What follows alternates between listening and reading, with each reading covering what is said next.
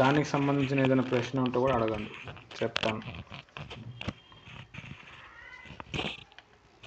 అలానే ఊరికి వెళ్ళండి, ప్రేయర్ చేయండి అని చెప్తున్నారు కదన్నా బస్సులో వెళ్ళినప్పుడు. అలా చేస్తామన్నా, చేసిన తర్వాత దేవుడు ఎప్పటికైనా మనల్ని ఆ ప్రాంతానికి నడిపిస్తారన్నా మనల్ని సువార్తకి. నడిపిస్తాడు అతను, నడిపిస్తాడు. లేకపోతే అదే ప్రాంతంలోకైనా మనల్ని తీసుకొస్తాడు. లేకపోతే మనకనే ఐడియా వస్తుంది ఆ ప్రాంతం ఉందని. ఆ ప్రాంతంలో మంచి చెడ్డ తెలుస్తుంది. మన ప్రార్థన జీవితం కూడా పెరుగుతుంది. ఆ ప్రాంతం కోసం కూడా మనం ప్రేయర్ చేస్తాం. ఎందుకంటే మనం ఏ ప్రాంతానికి మనం వెళ్తున్నామో బస్ మీద, అదే రోడ్ మీద ఎంతోమంది చనిపోతారు యాక్సిడెంట్స్ తోటి. సంవత్సరంలో దాదాపుగా 10 లక్షల మంది చనిపోతారు ప్రతి సంవత్సరం యాక్సిడెంట్లో. మనము ఆ ప్రాంతంలో వెళ్ళి ప్రేయర్ చేయటం వల్ల కొంతమందిని రక్షించవచ్చు. చెప్పలేం, మన ఊరోళ్ళే, మన ఇంటోళ్ళే పోతారు. మనం ఆ ప్రాంతంలోకి వెళ్ళి ప్రేయర్ చేసుకుంటూ పోతే ఆ యాక్సిడెంట్ చేపించి ఆత్మ వెళ్ళిపోతుంది, కొంతమందిని రక్షించినట్టు అవుతుంది.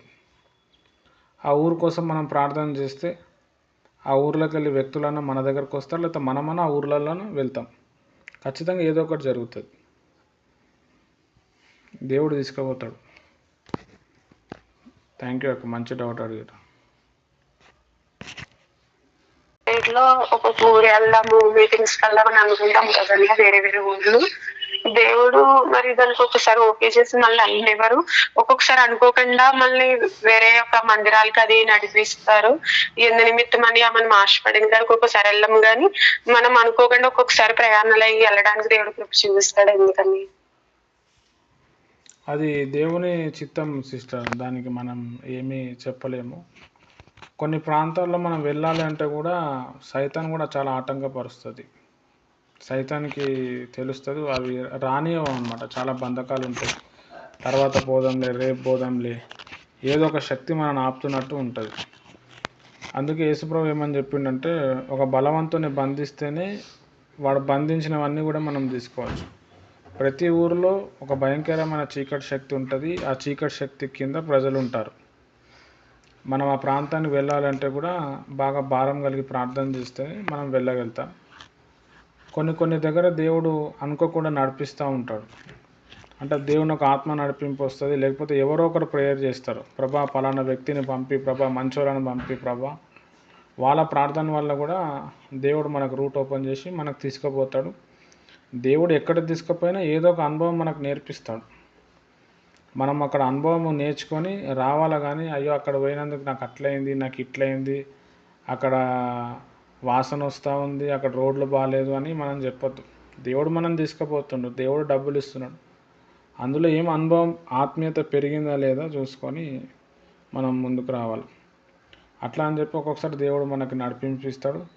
ఒక్కొక్కసారి ఆటంకాలు రావటానికి కూడా దేవుడు కూడా కారణమే ఉంటాడు. అంటే అక్కడ పోతే మనం డైవర్ట్ అయిపోతాం అని చెప్పి దేవుడు ఆపేస్తాడు. లేదు అంటే దురాత్మ కూడా ఆపేస్తుంది. అయితే వెళ్ళాలి అని ఉందంటే దేవుడు ఎట్లయినా తీసుకొని పోతాడు. ఓకే సిస్టర్, మంచి డౌట్ అడిగారు. వెళ్ళి ప్రార్థన చేయమంటున్నారు. తర్వాత ఎవరైనా ఇంటికి వెళ్ళి కూడా మనం మరి ప్రార్థన చేయొచ్చు. అన్యుల ఇంటికి వెళ్ళి వాళ్ళ ఇంటికి వెళ్ళి మనం ఆ రోజు చేయొచ్చాక, కానీ ఈ జనవరి 1కి మాత్రం వెళ్ళకండి. అక్కడ వాళ్ళు ఏ పొజిషన్లో ఉంటారో మనకి తెలియదు. ఫస్ట్ అయితే ఆ ఇల్లు చూసుకొని రండి, తర్వాత ఇంటి కోసం ప్రేయర్ చేయండి. మళ్ళీ మీకు దేవుడు ప్రేరేపణ ఇచ్చినప్పుడు వాళ్ళను కలిసి ప్రేయర్ చేసి రండి. ఇప్పుడు మాత్రం వెళ్ళకండి. ఈసారి వెళ్ళేటప్పుడు ఫస్ట్ అయితే బస్సులోనే వెళ్ళండి, ఆటోలో బండి మీద వద్దు. చాలా డిస్టర్బ్ అయిపోతారు, డైవర్ట్ అయిపోతారు, ఏదో ఒక డిస్టర్బెన్స్ వస్తుంది, ఇబ్బంది అవుతుంది. బస్సు అయితే సేఫ్ సైడ్ ఉంటుంది, రేటు తక్కువ ఉంటుంది. మనకు అందుబాటులో ఏదైతే ప్లేసెస్ ఉంటాయో, అందుబాటులో బస్సులు ఎక్కైతే ఉంటాయో అక్కడికే వెళ్ళండి. ఎందుకంటే మీకు ఆ అనుభవం లేదు కాబట్టి మీకు తెలియదు ఎటు నుంచి ఏమవుతుందో. కాబట్టి మీకు ఎక్కడ దగ్గర అవుతుందో, 10 కిలోమీటర్లు, 15, 20 కిలోమీటర్లు, ఒక గంట లోపల వెళ్ళిపోవచ్చు. 20 కిలోమీటర్లు వెళ్ళి ప్రేయర్ చేసుకొని వచ్చేయండి. అక్కడ ఉన్న కండక్టర్ని, ఆ బస్సు డ్రైవర్ని, ఉన్న వాళ్ళందరినీ జస్ట్ వాళ్ళ కోసం ప్రేయర్ చేయటం. ఆ ఊరు వెళ్ళినప్పుడు ఊరు ప్రేయర్ చేసి రండి. ఎవరైనా కొత్త వాళ్ళు పరిచయం అయితే వాళ్ళ ఫోన్ నెంబర్ తీసుకొని, వాళ్ళు చేయరు, మనమే చేసి వాళ్ళకి ప్రేయర్ చేస్తూ ఉండాలి. దాని తర్వాత దేవుడు మళ్ళీ ఎప్పుడైనా ప్రేరేపణ ఇస్తే అప్పుడైతే అక్కడ వెళ్ళండి. ఇప్పుడు మాత్రం జస్ట్ ఓన్లీ ప్రేయర్, ప్రార్థన దండయాత్రనే చేయండి. థ్యాంక్ యూ అక్క. చెప్పాలా? 2 వీధులు 3 వీధులు తిరిగి సలహా చెప్పదు సార్. ప్రార్థన చేయిస్తాము ఏ వీధైనా ఎక్కడైనా. వీధి ఎక్కడికి వెళ్ళకండి అక్క, జస్ట్ బస్సు ఎక్కాలా. ఆ బస్సు ఎంత దూరం పోతుందో ఆ ఊర్లో చూసుకొని ఆ ఊర్లలో ప్రేయర్ చేసుకుంటూ ఉండాలి. బస్సు ఒక దగ్గర ఆగిపోతుంది, ఆ బస్సు ఇంకో 10-15 నిమిషాలు ఆగి ఉంటుంది అని అంటే ఆ బస్సులో కూర్చోనో లేదా బస్ స్టాండ్లో దిగో జస్ట్ మనసులో కళ్ళు తెరిచి మనసులోనే ప్రేయర్ చేయండి. ప్రభా, ఈ ప్రాంతానికి వచ్చినాం, నడిపించినాం, ఈ ప్రాంతంలో ప్రజలు చేసిన పాపాలు ఒప్పుకుంటున్నాం, నీ చిత్తం అయితే నేను మళ్ళీ తరచుగా ఈ ప్రాంతంలో వచ్చేటట్టు, నాకు కొంతమంది పరిచయం అయ్యేటట్టు నువ్వు సాయం చేయమని ప్రేయర్ చేయాలి. అదే బస్సు ఎక్కేసి మళ్ళీ చక్కగా వచ్చేటప్పుడు కూడా ప్రేయర్ చేసుకుంటూ రావాలి. బస్సులో కూర్చున్నప్పుడు ఒక దగ్గర లెఫ్ట్ సైడ్లో కూర్చోవాలి, వస్తున్నప్పుడు రైట్ సైడ్లో కూర్చోవాలి. అప్పుడు లెఫ్ట్ సైడ్లో ఉన్న ఊర్లు కనిపిస్తే రైట్ సైడ్లో ఉన్న ఊర్లు కూడా కనిపిస్తాయి. వాటి కోసం ప్రేయర్ చేసుకుంటూ రావాలి, అంతే.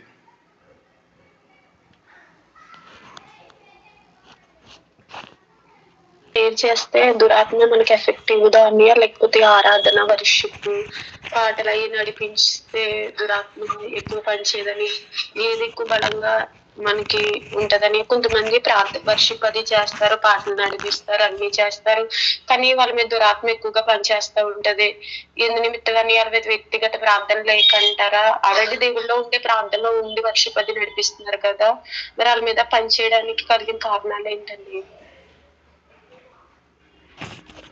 చాలా కారణాలు ఉంటాయి సిస్టర్, మనం ఒకటని చెప్పలేము. ఫస్ట్ ఆఫ్ ఆల్ ఏంది అని అంటే శరీరాన్ని నలగొట్టాలి. శరీరాన్ని నలగొట్టకుండా ఉంటే దురాత్మ అనేది పనిచేస్తుంది. మన శరీరంలో 3 ఉంటాయి, ప్రతి మనిషిలో 3 ఉంటాయి: శరీరము, ఆత్మ, ప్రాణము. ఈ ప్రాణము అంటే ఏంది అంటే మనకున్న కోరికలు, ఇచ్చ, టెన్షన్స్, బీపీ, ఆకలి, వేదన, ఇవన్నీ, సంతోషం, దుఃఖం. తర్వాత ఆత్మ, తర్వాత శరీరం. ఈ ఆత్మను శరీరాన్ని పట్టుకొని ఈ కోరికలు అనేటివి ఉంటాయి, అదే ప్రాణం, సోల్ అంటారు ఇంగ్లీష్లో. అయితే మనం ఎప్పుడైతే బాగా ఆత్మీయంగా బాగా బలపడతామో, ఎక్కువగా మనం ఆరాధన చేస్తూ ఉంటామో ఆత్మ బాగా బలపడుతుంది. ప్రార్థన చేస్తే కూడా బలపడుతుంది, ఆరాధన చేస్తే కూడా బలపడుతుంది, బైబిల్ రీడింగ్ చేస్తే కూడా బలపడుతుంది. మన జీవితంలో ఈ 3 ఉండాలి: ప్రేయర్ ఉండాలి, బైబిల్ రీడింగ్ ఉండాలి, ఆరాధన కూడా ఉండాలి. అప్పుడే మనం ఏమవుతామంటే స్ట్రాంగ్ అవుతాం. ఓన్లీ అన్నమే తింటే స్ట్రాంగ్ కాము, అన్నం ఉండాలి, కూర ఉండాలి, మంచినీళ్ళు కూడా ఉండాలి. అట్లా 3 ఉన్నప్పుడే మనము స్ట్రాంగ్ అవుతాం. అన్ని టేస్టులు మనం తీసుకోవాలి.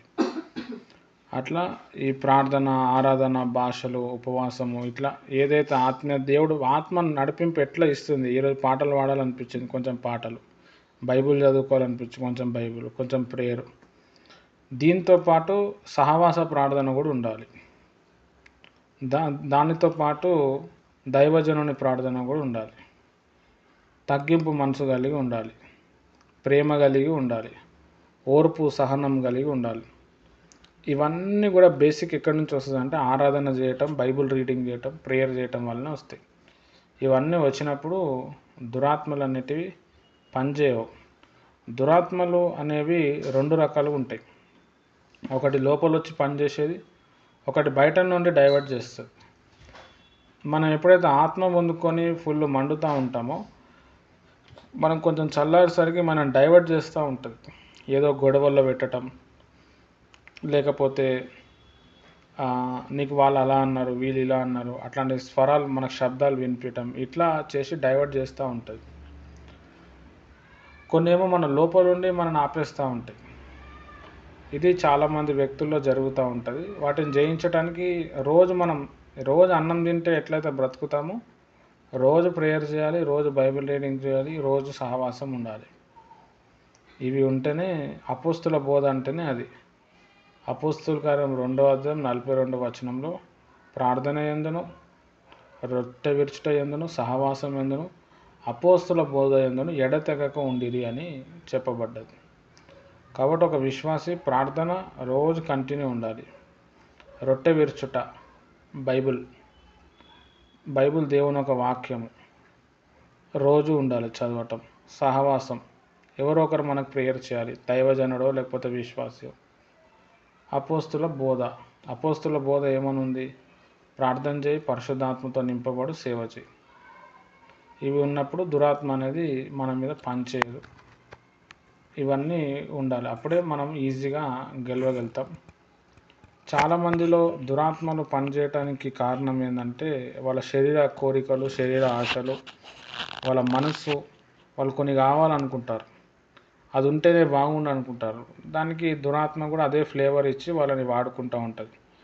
కొంతమందికి ఎట్లయినా డబ్బు సంపాదించాలి అని ఉంటుంది, రాంగ్ రూట్లో కూడా డబ్బులు వస్తూనే ఉంటాయి.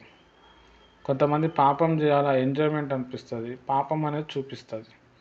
ఫస్ట్ ఆఫ్ ఆల్ మనం ఏదైతే కోరుకుంటామో అదే దురాత్మ దాన్ని పట్టుకొని చూపిస్తూ ఉంటుంది. మనం ఏదైతే కోరుకుంటామో దేవుని ఒక పరిశుద్ధాత్మ కూడా మనకు అదే నడిపింపిస్తుంది. మనలో ఉన్న కోరిక అటు దయ్యాన్న ఇటు దేవుని దగ్గర దయ్యం దగ్గర తీసుకుపోతుంది. కాబట్టి మనం కోరుకునే కోరిక అనేది చాలా ఇంపార్టెంట్.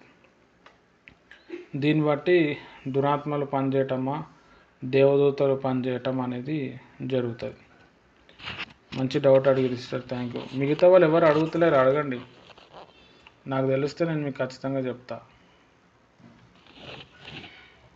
అంటే మనం బయట వాళ్ళకి సువార్త చేయాలని అనుకుంటాం కదా తమ్ముడు, చేస్తాము కరెక్టే. అనేక ఆత్మల కొరకు భారం కలిగి ప్రార్థన చేయాలని ఆశ ఉన్నది. మరి ఒకవేళ సువార్త చేయడానికి వెళ్తున్నప్పుడు తెలిసిన వాళ్ళు అన్నారు అనుకో, ఇంట్లో ఉన్నోళ్ళే కోసమే ఇది అవ్వట్లేదు కదా, మరి బయట వాళ్ళ కోసం ఇది అవుతావు నువ్వు, ఇదేం సువార్త అని అంటారు కదా తమ్ముడు. దానికి ఆనవాళ్ళు ఏంటో నాకు అర్థం కావట్లేదు. అంటే వీళ్ళ కోసం ఎలా చెయ్యాలి, వాళ్ళ కోసం ఎలా చేయాలి అనేది చెప్పారు. మరి వీళ్ళు ఎలాగ రక్షింపబడతారు, మారు మనసు పొందుతారు అనే ఒక ఆలోచన వచ్చింది. వాళ్ళు చెప్పే వాళ్ళకి సమాధానం ఏంటి చెప్పాలని. అవునాక, మంచి ప్రశ్న అడిగిరాక. ఫస్ట్ ఆఫ్ ఆల్ ఇట్లా ప్రశ్న వేసేవాళ్ళు దురాత్మ ప్రభావం. అది మీ ఇంట్లోనే మారలేదు, నువ్వే మారలేదు, నువ్వు వేరే వాళ్ళకి ఏం చెప్తావు? ఫస్ట్ ఇంట గెలిచి తర్వాత రచ్చ గెలవాలి, ఇంట్లోనే సమాధానం లేదు, నువ్వు బయట ఏం చేస్తున్నావు అని చెప్తారు. పౌలు భక్తుడు ఏమంటాడంటే, అయ్యో సువార్త ప్రకటించకపోతే నాకు శ్రమ అంటాడు. శ్రమ అంటే నాకు శాపము. బైబిల్ ఏమున్నదంటే, పందుల ముందల ముత్యాలు వేయొద్దని ఉన్నది, పరిశుద్ధమైనది కుక్కలకు పెట్టొద్దని ఉన్నది. ఇప్పుడు మన ఇంటోళ్ళు మారతలేరు, మనం ఏం చేయాలా? చెప్పినాము, వాళ్ళు మారే టైంలో వాళ్ళు మారుతారు. బయటికి వెళ్తే మనము సువార్త ప్రకటించాలి. వాళ్ళు ఎన్నో చెప్తుంటారు, ఫస్ట్ మీ ఆయనని మార్చుకో, మీ పిల్లల్ని మార్చుకో, తర్వాత వాళ్ళు ఓన్లీ చెప్తారు. కానీ అయ్యో మరి వాళ్ళ ఆయన మారతలేడు, మళ్ళీ వాళ్ళ పిల్లలు మారతలేరు, మనం వచ్చి ప్రార్థన చేద్దాము అని చెప్పి వాళ్ళు చెప్పారు. నెక్స్ట్ టైం మీకు అట్లా ఎవరైనా చెప్తే, మరి ఇన్ని చెప్తున్నారు కదా, మరి ఏ రోజైనా మా ఆయన కోసం, మా పిల్లల కోసం మీరు ప్రార్థన చేసిరా? మరి మీరు రండి, మా ఇంటికి ప్రార్థన చేద్దాము. నాకు వాళ్ళు ప్రేయర్ సపోర్ట్ ఇస్తలేరు కాబట్టి నేను బయటికి వెళ్తున్నాను, ఎవరినో ఒకరిని కాపాడుకోనికి, వాళ్ళ దగ్గర నుంచి సపోర్ట్ తెచ్చుకోనికి, ప్రేయర్ చేసుకోనికి, అందు నిమిత్తం నేను బయటికి వెళ్తున్నాను అని మీరు చెప్పచ్చు. అట్లా ఎవరైనా మీకు అడిగితే, సరే మరి మీరన్నా నాకు ప్రేయర్ సపోర్ట్ ఇవ్వండి, మీ ప్రార్థన ద్వారానే దేవుడు మారుస్తాడేమో, నేను ప్రయత్నం చేశాను, వాళ్ళు మారకపోతే నేనేం చేయాలి? ఒక ఎగ్జాంపుల్ బాగా అర్థం చేసుకోవాలి. మనం వెళ్తున్నాము, ఒక వ్యక్తి మంటల్లో కాలిపోతున్నాడు. అప్పుడు మనం ఏం చేస్తాము? వెళ్ళి ఆ మంటలో రక్షించడానికి ప్రయత్నం చేస్తాం. మనం వెళ్ళి ఆ మంటను మన ఇంటి గురించి ఆలోచించం. అట్లనే మన ఇంట్లో దానికంటే బయట వాళ్ళు చాలామంది ఉన్నారు. యెషయా గ్రంథం 54 అధ్యాయంలో ఏమని చెప్పిండంటే, నీకున్న పిల్లల కంటే బయట నీ పిల్లలు ఎక్కువ ఉన్నారన్నాడు. ఇంట్లో పిల్లలు ఏంది, బయట పిల్లలు ఏంటంటే బయట ఆత్మీయ పిల్లలు. కాబట్టి వాళ్ళు మారే టైంలో వాళ్ళు మారుతారు. మనం చేయాల్సిన సువార్త మనము చేసుకుంటూ రావాలి. ప్రతి సువార్త చెప్పేటోడు, ప్రతి సేవకుడికి ఇంట్లో వ్యతిరేకత ఉంటుంది, బయట ఇంట్లో ఏం సపోర్ట్ ఉండదు. ఇప్పుడు స్టేజ్ మీద కనిపించే పాస్టర్లు, పాస్టర్మ్మలు వాళ్ళు వాక్యం దంచి కొడతారు, కానీ పాస్టర్లకే సమాధానం ఉండదు, పిల్లలకు సమాధానం ఉండదు. మన ముందర జస్ట్ యాక్టింగ్ చేస్తూ ఉంటారు. వాళ్ళు పాస్టర్స్ కూడా వాళ్ళు చాలామంది ఏం చేస్తారంటే పక్కన పెట్టేసి వాళ్ళు మారితే మారుతారు, లేకపోతే లేదు అని చెప్పి వాళ్ళు బయట తిరిగి సేవ చేసి కొంతమందిని రక్షించుకుంటారు. వాళ్ళు వచ్చి సువార్త చెప్పి వాళ్ళు వచ్చి సాక్ష్యం చెప్పినప్పుడు అరే మా నాన్న వెళ్ళి ప్రేయర్ చేసి ఇంత అయిందా అని చెప్పి ఫ్యూచర్లో పిల్లలు కూడా మారే వాళ్ళు కూడా చాలామంది ఉన్నారు. కాబట్టి దేవుడు మనకి ఎట్లా నడిపింపిస్తే ఇంటర్లకు చెప్పినాము వినలేదు. బైబిల్లో చాలా క్లియర్గా చెప్పిండు, ప్రవక్త సొంత దేశంలో ఘనత పొందాడు. దేశము అంటే పుట్టిన స్థలం కాదు, దేశం అంటే మనుషులు. ప్రవక్త అనే వ్యక్తి దేవుని బిడ్డ ఎవరైతే ఉన్నాడో సొంత ప్రజల దగ్గర ఘనత రాదు ఆయనకి. యేసుప్రభు కూడా ఇప్పుడున్న యూదుల్లో ఎవరు కూడా యేసుప్రభుని దేవుడిగా నమ్మరు, బయట వాళ్ళు మనమే నమ్ముకున్నాం. కాబట్టి వాళ్ళకి అది చెప్పాలి, వాళ్ళు మారితే మారుతారు, లేకపోతే లేదు. వాళ్ళు మారకుంటే నేను ఇప్పుడు సేవ చేయకుండా ఉండాలా, నేను ఖచ్చితంగా సేవకి వెళ్ళిపోతాను, దేవుడు చూసుకుంటాడు అని చెప్పి మనం ముందుకు వెళ్ళిపోవాలి. తర్వాత మరి మా ఆయన మారతలేరు కదా, మీరు కూడా వచ్చి ప్రార్థన చేయండి, మీకు తెలిసింది కదా అని చెప్పాలి. అట్లా చెప్తే వాళ్ళు నెక్స్ట్ టైం రారు, అడగరు. మనం ప్రేయర్ చేసుకుంటూ వెళ్ళిపోవాలి. తర్వాత ఎప్పటికన్నా మన పరిచర్య చూసి వేరే వాళ్ళు మారే ఛాన్స్ ఉంటుంది, మన ఇంటి వాళ్ళు మారే ఛాన్స్ ఉంటుంది. ఓకే అక్క, మంచి డౌట్ అడుగుతాను. అలా వచ్చిందని అడగొచ్చని ఇక్కడ అడగకూడదని. మధ్యాహ్నం కాన్ఫరెన్స్ కాల్లో ప్రే చేసిన తర్వాత బాగా తలలో వచ్చుతుందని అపోస్తుల గారు ఏం చదివేసి పడుకున్నానండి. పడుకుంటే అదంతా ఒక చోటుకి వెళ్ళాను. అక్కడ కిటికీ టైప్ లో ఉంది ఒక రూము, అతి దూరంగా ఉంది. ఇటు సైడ్ కొంత జనాలు కూర్చుని ఉన్నారు. అక్కడ నాకు ఆ కిటికీలోంచి యేసుక్రీస్తు దేవుడు కనపడుతున్నారు. ఆయన నన్ను చూస్తున్నారు, ఆయన కన్ను స్పష్టంగా నాకు కనపడుతుంది. ఈ లోపల వ్యాన్ ఏదో వచ్చింది అడ్డుగా, ఆయన్ని చూస్తున్నాను నేను, కనపడుతున్నారు. ఒక ముసలావిడ అక్కడ కూర్చుంది, వెనకాల కూడా జనాలు ఉన్నారు. ఆవిడ అంటుంది మీకు యేసు ప్రభు కనపడుతున్నారా అని. ఆ ముసలావిడ అడుగుతుంది వెనకాల వాళ్ళని. అంటే వాళ్ళు అంటున్నారు నాకేం కనపడట్లేదు అని వాళ్ళు చెప్తున్నారు. నాకు కనిపించారండి, నా మామగారితో చెప్పాను, నేను చూసాను, నాకు కనిపించారని చెప్పాను. తర్వాత సడన్లీ దేవుడు వచ్చి నుంచున్నారు, చాలా ఎత్తరగా ఉన్నారు. అదే ఆ పాత కాలంలోను బొమ్మ కొన్ని దొరికినాయి కదా, అవి దేవుని యొక్క ప్రతిభంలో ఆ వస్త్రాలు ఇవన్నీ పెట్టారు కదా యూట్యూబ్ లో, సేమ్ అలానే ఉన్నారు, ఎత్తరగా ఉన్నారు మనిషి. ఆయన చూసి భయం వేసి నాకు వెనక్కి వచ్చాను. నేను అక్కడేమో అన్నం పెడుతున్నాను కంచం నిండా, ఆయన ఏమో అక్కడికి వచ్చి కొంతమంది ఏమో ఒత్తులు తయారు చేస్తున్నారు. ఆ ఒత్తుల్ని దేవుడు తీసుకున్న వాళ్ళ దగ్గర అట్లా బిగించి స్ట్రాంగ్ గా కడుతున్నారు. అలా చూసాను అన్నయ్య. దానికి అర్థం ఏంటన్నయ్య?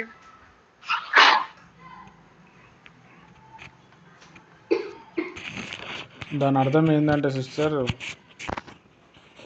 అతి త్వరలో మీరు దేవుని ఒక దర్శనాన్ని చూస్తారు, ప్రభుని చాలా డైరెక్ట్గా చూస్తారు. 2025లో ప్రభు మీతో మాట్లాడతాడు. మీరు ఎలాంటి పరిచర్య చేయాలి, ఎలా చేయాలో లైవ్లో కనబడతాడు.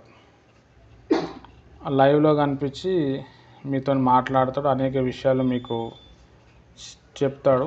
దాని ప్రకారం మీ పరిచర్య అనేది, మీ జీవితం అనేది ముందుకు వెళ్తుంది. తర్వాత మీ పరిచర్యలో చాలామంది అనేక మంది వెలిగింపబడతారు, అనేక మంది సేవకులు తయారవుతారు. ఈ కళ యొక్క మెయిన్ మీనింగ్. ఓకే ఉదయం అంతా తేలిగ్గా ప్రశాంతంగా ఏదో తెలియని ఆనందంగా ఉందన్న. ఉన్న తర్వాత కళ వచ్చిన తర్వాత అప్పుడు నాకు మెలుగు వచ్చేసింది. 4:15 అయిన టైము. సరే నేను బయటకు వెళ్ళి మొహం కడుక్కుని అలా చాలాసేపు ప్రేయర్ చేసుకున్నానన్న. ప్రేయర్ చేసుకుని ముందు ఒక పాట పాడుకున్నాను నేను, ఎడబాయు నాకు నీ కృప అనే పాట పాడుకున్నాను, స్లోగా పాడుకుని.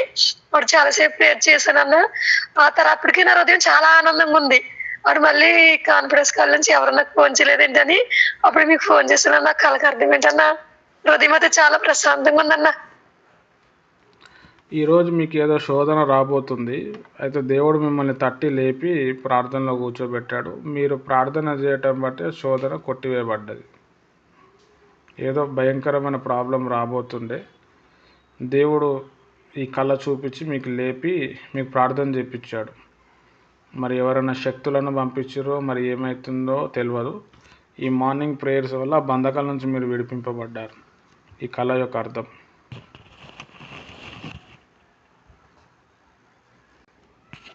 దాని భావం ఏంటంటే, మీకు ఎవరో మంత్రప్రయోగం చేస్తున్నారు, వాటి కోసం ప్రేయర్ చేయండి, పలానా ప్రాంతంలో ఉన్న చీకటి శక్తి కూలిపోవాలని ఆ ప్రాంతము ఆ ప్లేస్ని జ్ఞాపకం చేసుకొని ప్రేయర్ చేయాలని దేవుడు మీకు చూపించిండు. ఆ ప్రాంతము ఆ ప్లేస్ కోసం మీరే సీక్రెట్గా ప్రేయర్ చేయండి, మీకు విడుదల కలుగుతుంది. ఓకే అక్క. థ్యాంక్ యూ అన్నయ్య.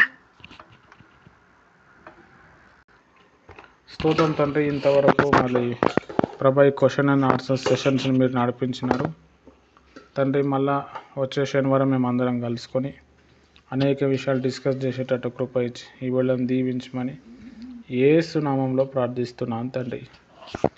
ఆమెన్. ప్రభువైన యేసుక్రీస్తు కృప, తన యొక్క పరిశుద్ధ ఆత్మ సహవాసం ముఖ్యంగా మీకు సదాకాలం తోడే నడిపించును గాక. Amen. Praise the Lord. Thank you.